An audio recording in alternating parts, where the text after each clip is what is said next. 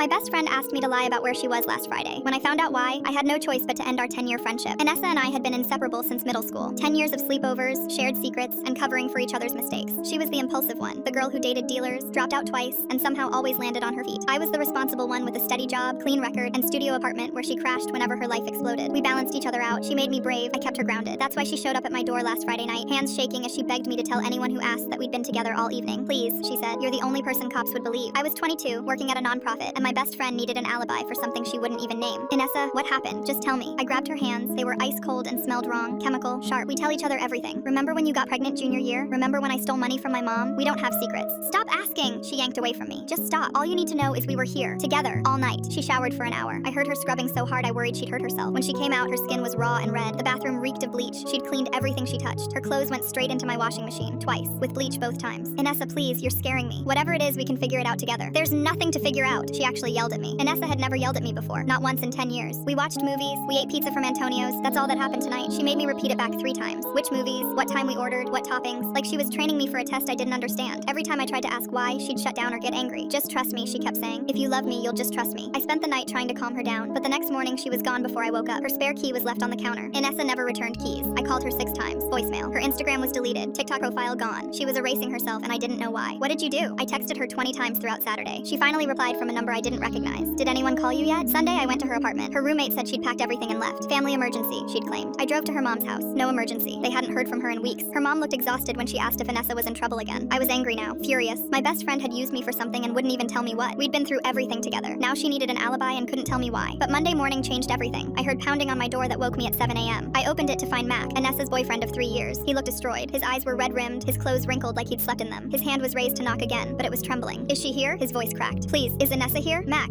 I need to find her. He was crying now, actually crying. My parents' house burned down Friday night, Mac said, shaking. Someone tried to kill them. My parents are in the ICU. I froze. What? I stepped back. The cops think Inessa did it. My girlfriend. But we've been together for 3 years. His voice cracked. They have security footage of her buying gasoline. That's impossible, I said, but my stomach was dropping. Where is she? Mac begged. Just tell me where. The door opened. Inessa stood there, hair chopped short and dyed black. We all froze. Inessa, thank God. Mac moved toward her. Baby, tell them it wasn't you. Tell them. She backed away from him. Don't call me that. Don't ever call me that. What's wrong with you? Mac's confusion was genuine. My parents are dying. They loved you. We were going to get married. She crossed her arms. Were we? Inessa laughed bitterly. Were we really? What are you talking about? Mac reached for her again. Sirens filled the street. Police rushed up the stairs yelling that they found her. I'm sorry about your parents, Inessa said as they cuffed her. It was supposed to be you, not them. Mac looked at me desperately as they led her away. What did I do? What the hell did I do? Mac was the best boyfriend she ever had. I didn't have an answer. The next day, the truth finally came. Inessa had received an anonymous video that Friday afternoon, Mac in bed with another woman. It looked so real. She'd spiraled into rage and done the unthinkable, but Mac had been at work. The video was fake. She destroyed her life and our friendship that day.